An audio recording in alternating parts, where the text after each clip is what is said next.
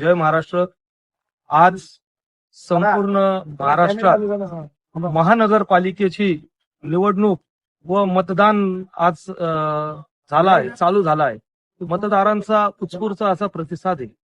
मी या ठिकाणी सर्वांना विनंती करेल की सर्वांनी जास्तीत जास्त मतदान घडवा, कारण की लोकशाही जर आपल्याला वाचवायची असेल आणि आपला आवडता काम करणारा लोकप्रतिनिधी निवडून द्यायचा असेल तर आपण जास्तीत जास्त मतदान करावे हे मी आवाहन करतो। आणि दहशतीच्या दडपशाहीच्या याच्यावर मतदान करू नका।